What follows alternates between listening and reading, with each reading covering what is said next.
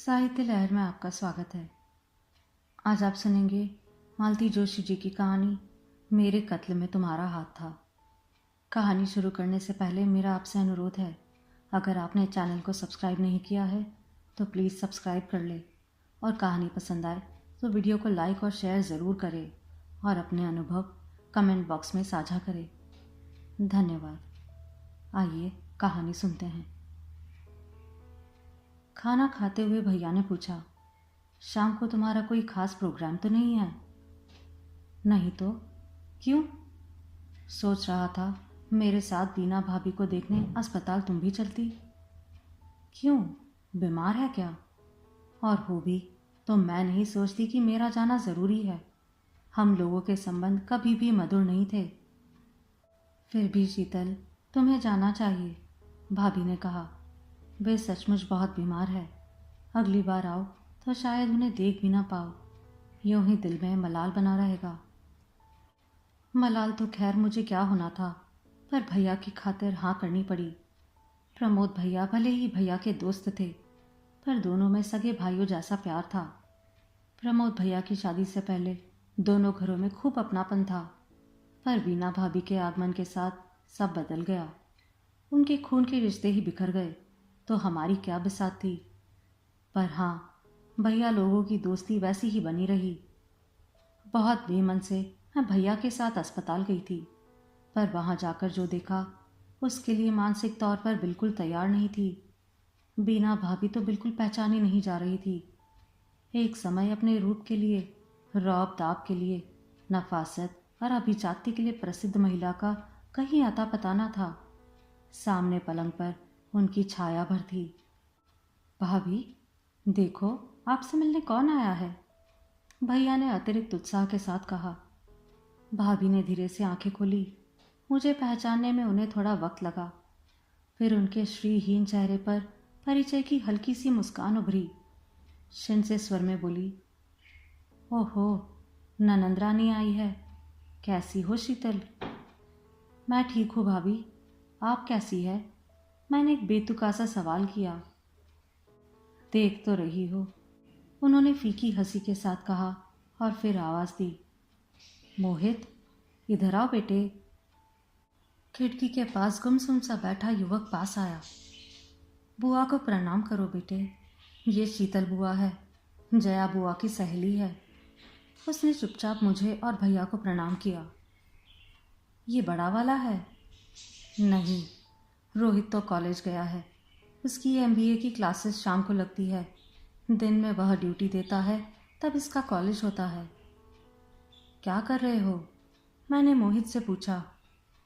Ji, be electronics. और बड़े ने क्या किया है? आईआईटी किया है, अब एमबीए कर रहा है। मेरे प्रश्नों का कोटा समाप्त हो गया था। दरअसल और बात करने के लिए कोई सूत्र ही नहीं मिल पा रहा था। जया मेरी अच्छी सहेली थी, उसके हालचाल पूछ सकती थी, पर दोनों ननंद भौजाई में जो प्रेम था मैं जानती थी, इसलिए पूछते भी संकोच हो रहा था। वैसे भी अस्पताल में मेरा दम घुटने लगता है, मन भागू भागू करने लगता है, इसलिए जैसे ही भैया ने चलने का प्रस्ताव किया मैं एकदम उठ खड़ी हुई। अच्छा भाभी, अब चलती हूँ, अब आप जल्दी से ठीक हो जाइए। ठीक तो अब क्या होना है, पर तुम आई, अच्छा लगा। लौटते हुए मैंने भैया से पूछा, आखिर उन्हें क्या हुआ है? Cancer, bone cancer. पर कैंसर तो कहते हैं अब लाइलाज नहीं रहा। कहते तो सब ऐसा ही है। पिछले साल घुटनों का ऑपरेशन भी हुआ था, तब बड़ी आशा बंध गई थी, पर इस साल वो सेकेंडरी इन्फेक्शन क्या होता है वह फैल गया है। वह तो बड़ा खतरनाक होता है, एकदम लास्ट वार्निंग ही समझिए। वही तो, प्रमोद बेचारा बड़ा परेशान है। बच्चों की ओर तो देखा नहीं जाता। डॉक्टर ने तो कह दिया है कि घर ले जाइए, जो कुछ होना है अपने घर में ही होने दीजिए। पर घर पर देखने वाला कौन है? कम से कम यहाँ समय पर दवा दारू तो हो जाती है। चाची जी कहाँ हैं? माया के पास है, और वे होती भी तो क्या कर लेती। ये सेवा टहल उनके बस की नहीं है। वैसे भी भाभी से उनकी कभी नहीं बनी। बहनें भी सब अपने अपने घरों में हैं। नर्सिंग होम में रखना मजबूरी हो गई है। बिल भरते समय भगवान याद आ जाते हैं। लेकिन बच्चे बड़े समझदार हैं। बड़े का मैनेजमेंट के लिए बैंगलोर में दाखिला हो गया था, पर वह नहीं गया। उसने कहा, इस समय मैं मम्मी को छोड़कर नहीं जाऊंगा। एमबीए यहीं किसी कॉलेज से कर लूँगा। भैया और भी कुछ कहते रहे। दरअसल वे प्रमोद भैया के इतने निकट थे कि उनके हर सुख दुख को अपना ही समझते थे। मैं उनकी पीड़ा को उतनी शिद्दत से अनुभव नहीं कर पा रही थी, बल्कि मेरे मन में तो कुछ और ही चल रहा था।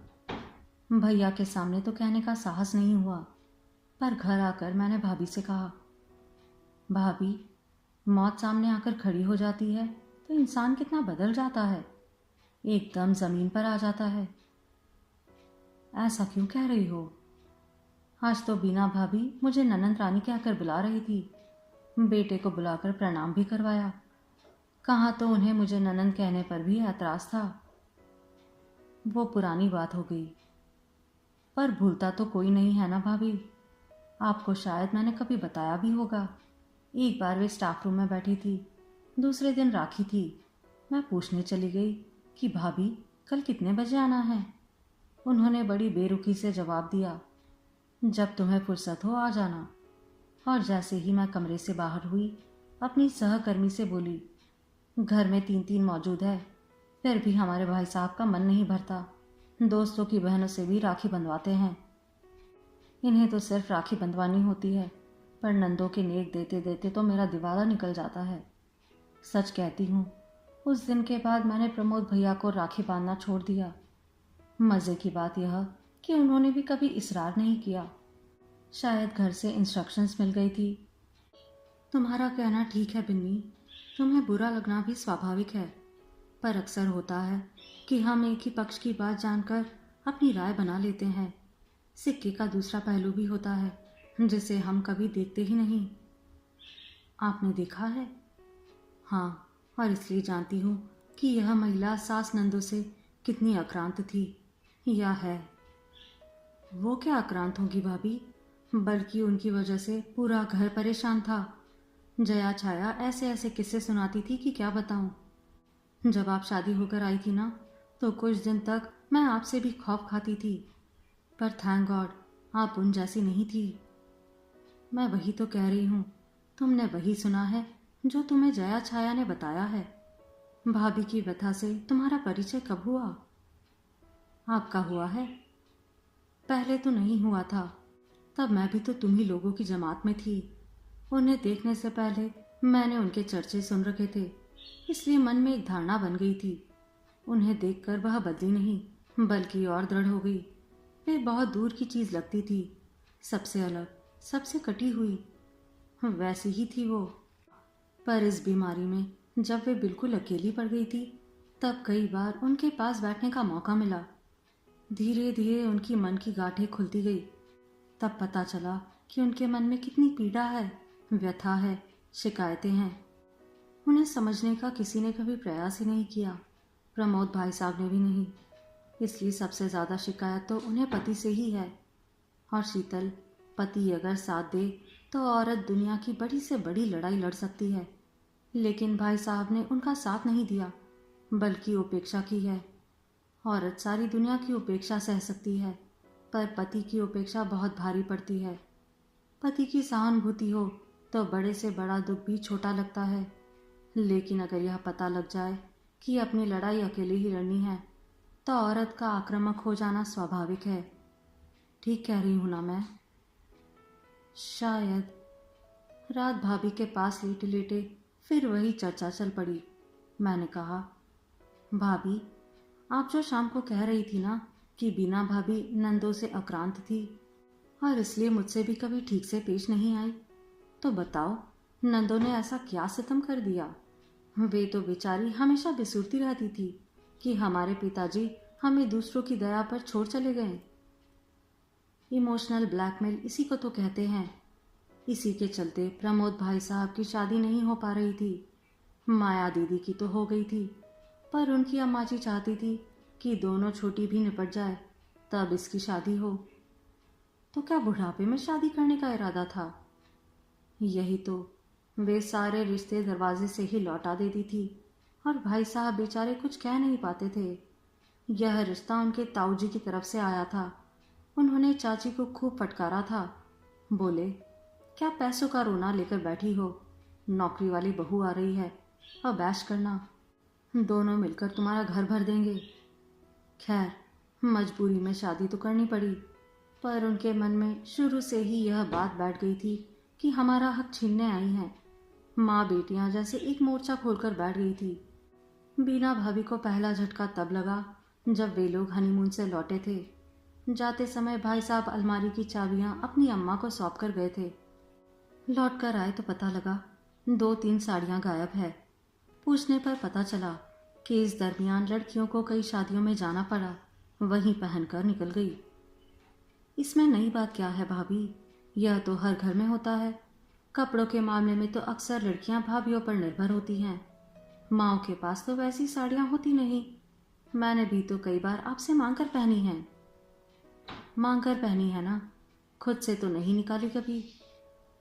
बाप रे, खुद से निकालती तो माँ मेरे प्राण ही ले लेती। और बात केवल साड़ियों तक ही सीमित होती तो एक बात थी, वह तो आए दिन ड्रेसिंग टेबल पर भी धावा बोलने लगती थी।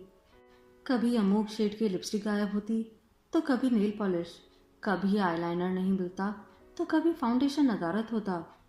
उस पर तुर्रा यह कि अम्मा जी डंके की चोट पर कहती कि हमारी लड़कियां ये सब चोचलेबाजी नहीं करती। हमने तो कह दिया है कि भगवान ने जैसा बनाया है वैसा रहो, होठ मुंह रंगने की जरूरत नहीं है। क्या बात करती हैं? हर फंक्शन में जया छाया ऐसी बन सवर कर आती थी कि मुझे कॉम्प्लेक्स हो जाता था। उस समय मेरे पास तो वह सब कुछ भी नहीं होता था ना। अरे, वे लोग अपनी अम्मा से छुपा कर लगाती थी, पर्स में डालकर ले जाती और सहेली के यहाँ बैठकर श्रृंगार करती थी।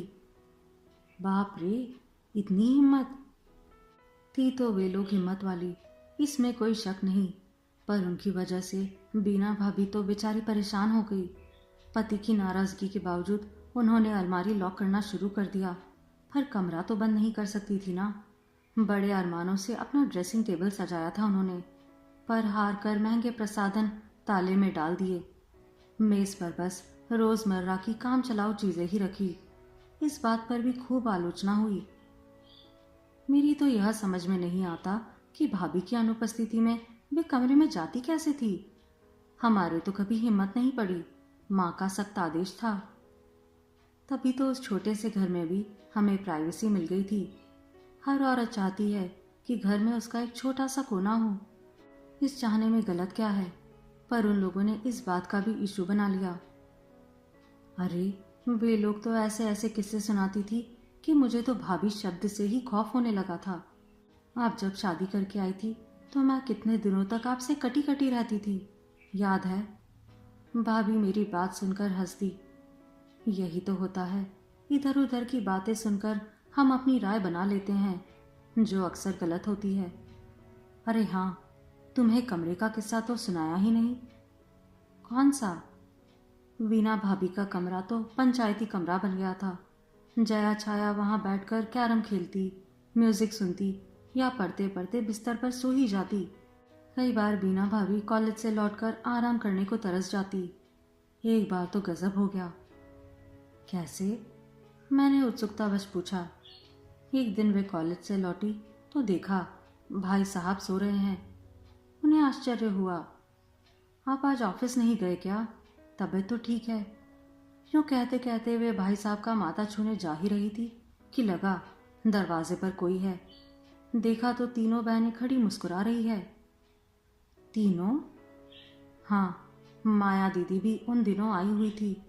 भाभी को उन लोगों की यह हरकत बड़ी नागवारा गुजरी, पर अपने को जब्त करते हुए उन्होंने कहा, मैं ज़रा कपड़े बदल लूँ। और जैसे ही वे दरवाज़ा बंद करने को हुई, माया दीदी आंखें मटकाकर बोली, भाभी दरवाज़ा बंद तो कर रही हो, पर बच के रहना, भीतर तुम्हारे नंदुई लेटे हैं। क्या बात करती हैं? तुम्हें भी आश्चर्य हो रहा है ना शीतल? सोचो भाभी की क्या दशा हुई होगी। वे तो सन्न रह गई, बड़ी मुश्किल से इतना ही कह पाई, नंदुई, ये कब आए? इस पर माया दीदी ने कहा, आज सुबह ही तो आए हैं, रात भर के जगह हैं, उन्हें आराम कर लेने दो, कपड़े बाद में बदल लेना। भाभी बोली, बेशक आराम करे, पर मेरे कमरे में क्यों? इतना सुनना था कि अम्मा जी एकदम फट पड़ी। तो जमाई को कहाँ सुलाएंगे? बैठक में या हम बगल में लेकर लेटे? घर का सबसे अच्छा कमरा तो तुमने हथिया लिया है। अब मेहमानों को कहाँ उठाएंगे बैठाएंगे? रसोई में? खूब चकचक हुई। माया दीदी बहुत रोई कि मेरे पति का अपमान हो गया। उस गुस्से में उन्होंने साल भर तक इधर का रुख नहीं किया। भाई साहब अलग नाराज हुए कि तुमने बात का बतंगड़ बना दिया। माँ बहन के प्रेम में वे इतने अंधे हो गए थे कि उन्हें उनकी कोई बात गलत लगती ही नहीं थी। मैं तो सुनकर स्तब्ध रह गई। इस तरह के माहौल में कोई कैसे रह सकता है? छोटे घर में भी मेहमानों को एडजस्ट किया जाता है, पर उसका भी एक तरीका होता है। आमतौर पर लोग नव दंपति को डिस्टर्ब नहीं करते। हर रिश्ते की गरिमा होती है, मर्यादा होती है, उसका पालन जरूरी होता है। भाभी ठीक कह रही थी कि हम लोग सिक्के का एक ही पहलू देखते हैं और राय बना लेते हैं, जबकि सच्चाई कुछ और ही होती है। जो लोग अपने दुखों का ढिंढोरा पीटते हैं, सहानुभूति बटोर लेते हैं, पर जो लोग चुपचाप सहन करते जाते हैं, वे गलतफहमी का शिकार होते हैं। बीना भाभी ने शायद सहने की हद कर दी थी, जिसे मन तो झेल गया पर शरीर नहीं झेल पाया। दोपहर में भाभी ने पूछा, आज किसी सहेली के यहाँ मिलने नहीं जाओगी? किसके यहाँ जाऊं भाभी, यहाँ है ही कितनी। जो 2-3 यहाँ ब्याही है उनके हाथों में हो आई, बाकी सब तो मेरी तरह बाहर है। पिक्चर जाओगी? पड़ोस की सुषमा से पूछती हूँ। पिक्चर देखनी होगी तो तुम्हारे साथ जाऊंगी, सुषमा को बोर नहीं करूंगी। चलो भाभी, आज यही करते हैं। भैया तो कल 9 बजे तक आएंगे ना, आज हम मस्ती करते हैं, पिक्चर देखेंगे, फिर कहीं खाना खाएंगे और देर रात घर लौटेंगे। मेरा उत्साह जैसे फूटा पड़ रहा था। इसी बहाने मैं भाभी को ट्रीट देना चाहती थी। भैया के सामने यह संभव नहीं हो पाता था, पर उत्साह का लेश मात्र भी उनके चेहरे पर नहीं दिखा, बल्कि वह थोड़ी असमंजस में ही लगी। क्या बात है भाभी, एनी प्रॉब्लम? वे संकोच में भरकर बोली, सोच रही थी एक बार नर्सिंग होम हो आती हूँ, 3-4 दिन से गई नहीं हूँ। कल तुम जा रही हो, इसलिए कल भी जाना नहीं हो पाएगा। तो इसलिए मुझसे पीछा छुड़ाना चाह रही थी? नहीं रे, सोचा घर में अकेली बोर हो जाओगी, आज तुम्हारे भैया भी नहीं है। अच्छा, अगर मैं साथ चलूं तो कोई हर्ज है? चलोगी? उन्होंने हुलसकर कहा। तब तो बड़ी अच्छी बात है, अकेले जाते वैसे भी अच्छा नहीं लगता, पर उस दिन तुम बड़े बेमन से गई थी, इसलिए पूछते संकोच हो रहा था। उस दिन प्रमोद भाई साहब से भी मुलाकात हो गई। बड़े थके थके से लगे, पर मुझे देखकर बहुत खुश हुए। उनके साथ एक सुदर्शन युवक था। मैंने पूछा, ये रोहित है? नहीं, यह माया का बेटा है, सुनील। प्रणाम करो बेटे, ये तुम्हारी शीतल मौसी है। ये माया का बेटा है? पता है, बचपन में हम इसे गोलू कहते थे, खूब गोल मटोल था ये। अब तो इसके यहाँ भी एक गोलू आने वाला है। अरे, इसकी शादी भी हो गई। बच्चे कितनी जल्दी बड़े हो जाते हैं। बच्चों को देखकर ही तो पता चलता है कि हम कितने बूढ़े हो गए हैं, प्रमोद भाई साहब ने कहा। सुनील ने बेसब्र निगाह घड़ी पर डाली और बीना भाभी से बोला, अच्छा मामी, मैं चलता हूँ, आप जल्दी से ठीक हो जाइए, अगली मुलाकात घर पर ही होगी। अच्छा बेटे, उन्होंने शिन मुस्कान के साथ कहा। अपने मम्मी पापा से नमस्ते कहना, नानी जी से मेरा प्रणाम कहना और बहू को मेरा प्यार देना। जी। और हम सबको प्रणाम कर वह बाहर निकल गया। प्रमोद भैया बोले, अभी तो तुम लोग हो ना यहाँ, मैं इसे छोड़कर अभी आता हूँ। उनके जाते ही भाभी ने पूछा, नानी जी क्या अभी वहीं जमी हुई है? मैं तो सोच रही थी सुनील उन्हें छोड़ने आया है। छोड़ने तो आया नहीं, पर कह रहा था कि मामा, इन्हें जल्दी बुला लो, बहुत कलेश कर रही है, सब लोग त्रस्त हो गए हैं। मतलब वही पुरानी आदत, कहीं सास बहू में लगाई बुझाई करती है, कभी माया को पति के खिलाफ भड़काती है, तो कभी बाप बेटे में अनबन करा देती है। जी, चाची जी को कम से कम बेटी के यहाँ तो संयम बरतना चाहिए। कहा ना छोटी, आदत से लाचार है वे। हम दोनों में तो लड़ाई करवाती ही रहती थी, पर उन्होंने मेरे बच्चों को भी नहीं बख्शा। वो तो मैं सतर्क थी और बच्चे समझदार थे, नहीं तो एक दूसरे की जान के दुश्मन बन जाते। बोलते बोलते वे हाँफने लगी। थोड़ी सांस भरकर बोली, इतने दिन तक तो माया हमें उपदेश पिलाती रही, पर अब जब खुद पर पड़ी तो उसे समझ में आ रहा है। वैसे भी उन्हें यहाँ आ जाना चाहिए। मैंने कहा, घर पर देखने वाला कोई नहीं है, बेचारे बच्चे अपनी पढ़ाई करेंगे कि घर देखेंगे। अरे वो नहीं है, यही अच्छा है। कम से कम लोग चैन से तो जी रहे हैं। आखिर कौन सा तीर मार लेगी। काम धाम तो उनसे कुछ होता नहीं है, जबान कैंची की तरह चलती रहती है। मेरा कलेजा तो वह पहले ही छलनी कर चुकी है, अब और सहने की ताकत नहीं है। वे थोड़ी देर चुप रही, फिर भीगी सी आवाज में बोली, आजकल उन्होंने नया ही राग आलापना शुरू कर दिया है। कहती है, मुझे और मेरी बेटियों को जो दुख दिया है ना, वही सामने आ रहा है। कहते कहते उनकी आवाज़ भर्रा गई और आंखें छलछलाई। मैं और भाभी दोनों स्तब्ध रह गए। छी, ऐसे भी कोई बोलता है? हारी बीमारी किसे नहीं होती। भाभी निशब्द सांत्वना में उनके सिर पर स्नेह से हाथ फेरती रही। मैंने उनके दोनों हाथ सहलाते हुए कहा, आप तो उनका स्वभाव जानती है, फिर क्यों उनकी बातों को दिल पर लेती है? क्या करूँ रे, उन्होंने उसास भरकर कहा। शरीर के साथ साथ हम मन भी कमज़ोर हो चला है। उसी समय एक युवक ने कमरे में प्रवेश किया और वहां दृश्य देखकर ठिठक गया। वह रोहित था। बेचारा एकदम घबरा गया। बोला, क्या बात है मम्मी, बहुत तकलीफ हो रही है, सिस्टर को बुलाऊं? उन्होंने इशारे से मना कर दिया तो वह हम लोगों की ओर देखने लगा। मैंने कहा, कुछ नहीं बेटा, हम लोग ज़रा पुरानी यादों में खो गए थे तो उदास हो गए। फिर भाभी ने परिचय करवाया, ये तुम्हारी शीतल बुआ है, पहचाना? उसने मुझे एक रस्मी सा नमस्कार किया और माँ से पूछा, पापा कहाँ हैं? उसके स्वर से साफ जाहिर हो रहा था कि उस समय पापा की अनुपस्थिति उसे अच्छी नहीं लगी है। वे सुनील को छोड़ने गए हैं, बीना भाभी ने बताया। उन्हें छोड़ने जाने की क्या ज़रूरत थी? सुनील भैया क्या छोटे बच्चे हैं? पापा भी कमाल करते हैं। अब वो बेचारा इतनी दूर से मुझे देखने आया था तो? उसका स्वर एकदम तल्लक था। पापा को पता नहीं कि आज मोहित का सबमिशन था, उसे देर लगेगी, पर अभी तक घर नहीं लौटे। मेरा प्रोफेसर गुप्ता के साथ अपॉइंटमेंट था, वो तो आपकी दवाई देनी थी, इसलिए यहाँ आया हूँ, नहीं तो मैं सीधा क्लास ही चला जाता। अच्छा ही हुआ जो आ गया, पापा के भरोसे रहता तो आनंद ही था। उसके हर शब्द से रोज जैसे फूट पड़ रहा था।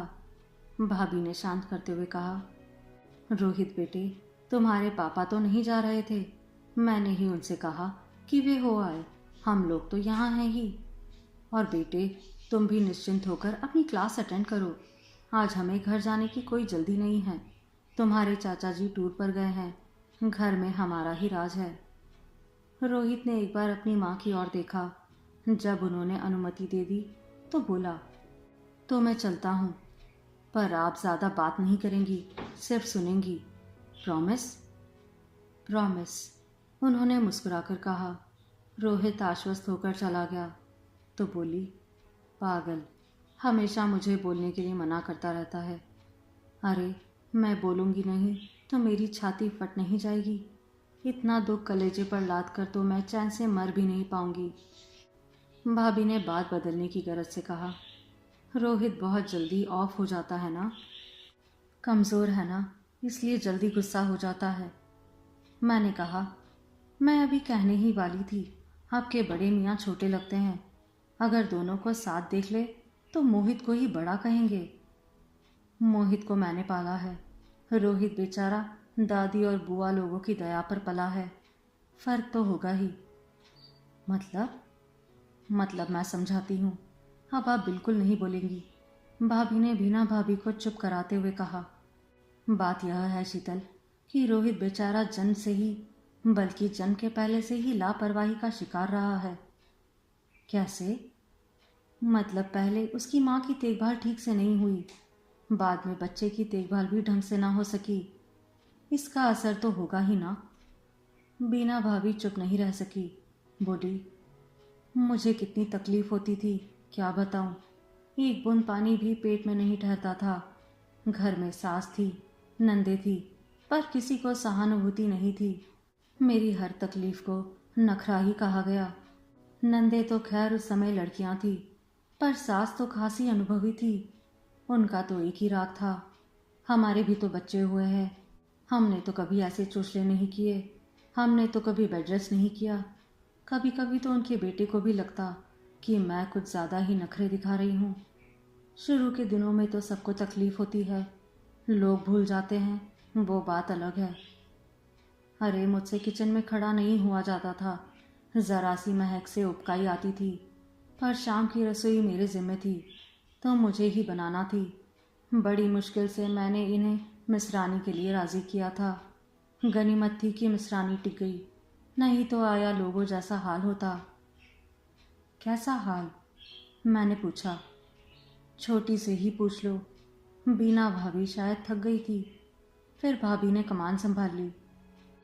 अरे पहले तो आया रखने ही ना दे। हमें क्या बच्चे पालना नहीं आते? हमने क्या नौकरों के भरोसे बच्चे पाले हैं? 2 महीने तक तो ठीक रहा, ये घर में थी, पर जैसे ही इन्होंने कॉलेज ज्वाइन किया, बच्चे की दुर्दशा शुरू हो गई। ये कॉलेज से लौट कर देखती कि बच्चा कीले में सो रहा है, दूध की बोतल झूले में ही पड़ी है। कभी दूध बोतल में रखे रखे ही फट जाता, कभी उसका समय निकल जाता। दवाई तो समय पर कभी दी ही नहीं। गुस्सा भी आता, पर सास को कोई क्या कहे। फिर मैंने जिद करके आया रखी। बिना भाभी बोली, पर स्थिति जो की त्यों रही। उससे दूसरे 100 काम कराए जाते। आया को मैंने एक बार डांटा तो बोली कि माताजी हमें दूसरे कामों में उलझाए देती है, हम क्या करें? आप कहो तो मना कर दे। और उसने सचमुच एक दिन मना कर दिया। बाप रे, क्या तो हंगामा हुआ। मेरी भी पेशी हुई, आखिर उसे निकलना ही पड़ा। फिर तो एक सिलसिला ही शुरू हो गया। हर 2 महीने में नहीं आया। कभी उसकी बदतमीजी की शिकायत होती, कभी उस पर चोरी का आरोप लगाया जाता। घर की बड़ी थी अम्मा जी, सो उनकी बात पर भरोसा ना भी हो तो मान तो रखना ही पड़ता था। 5 सालों में मेरे यहाँ 25 आया काम कर चुकी है। क्या बात करती है? फिर बच्चा उन लोगों से हिलमिल कैसे पाता था? हिलता मिलता कहाँ से, वह तो रोज नए चेहरे देखकर बिदकता था। दिन भर दादी या बुआ की गोद में चढ़ा रहता। उन्हें कहने को हो जाता कि तनख्वाह तो आया लेती है और टांगना हमें पड़ता है। चिड़चिड़ा और रोतला हो गया था रोहित। उसे चुप कराने के लिए हाथ में कुछ भी पकड़ा दिया जाता था, जिससे उसका पेट खराब हो जाता। जुकाम तो कभी ठीक होता ही ना था। ऐसे में आपका नौकरी करना तो बहुत मुश्किल रहा होगा।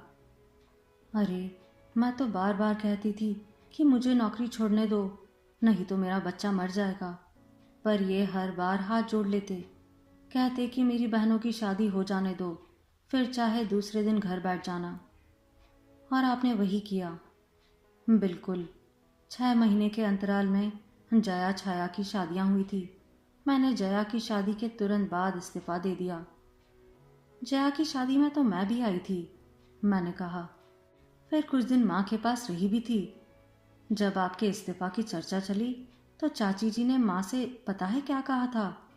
इतने दिन तक तो घर में 2-2 नौकरानियां थी, इसलिए गाड़ी चल रही थी, अब किसके भरोसे नौकरी करेगी?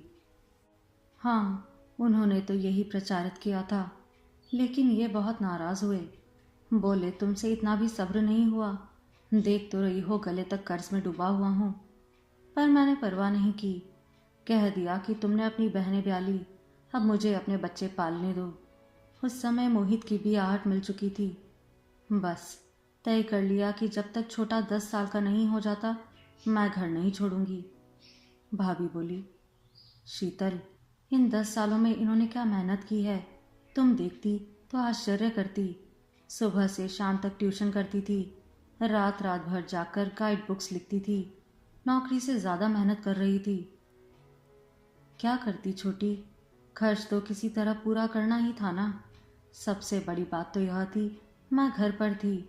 जिस समय मेरे बच्चों को मेरी सबसे ज़्यादा ज़रूरत थी, मैं उनके पास थी। नौकरी की मुझे चिंता नहीं थी। जानती थी कि जब करना चाहूँगी मुझे मिल ही जाएगी। गली गली में तो कॉलेज खुल गए हैं। चलिए, आपका श्रम सार्थक हो गया। बच्चे आपके लायक निकल गए। हाँ, लेकिन शरीर तो जवाब दे गया ना। कमरे के बाहर कदमों की आहट सुनकर हम लोग चुप हो गए। प्रमोद भैया लौट आए थे। उन्हें देखते ही हम लोग उठ खड़े हुए। अब अपना चार्ज संभालिए, हम लोग चलते हैं। कल जा रही हो? उन्होंने पूछा। हाँ, इसलिए तो मिलने आई थी। अच्छा किया, भाभी बोली। अगली बार आओ तो शायद मुलाकात ना होगी। क्यों? आप कहाँ जा रही है और ऐसे कैसे चली जाएंगी? बेटों की शादी नहीं करेंगी और मेरा नेक नहीं भूलना। हाँ, मैं वसूल करने आऊँगी। चलो, ऐसा ही सही। भाभी हंस दी, बड़ी करुण उदास फीकी हंसी। मेरा मन ममता से भर आया। उस क्षण मैंने अंतर मन से प्रार्थना की कि हे प्रभु, इस औरत को तूने अपार कष्ट दिए हैं, शारीरिक भी मानसिक भी। कुछ तो सुख के पल इसकी झोली में डाल, इसका हक बनता है। आप सुन रहे थे मालती जोशी जी की कहानी मेरे कत्ल में तुम्हारा हाथ था।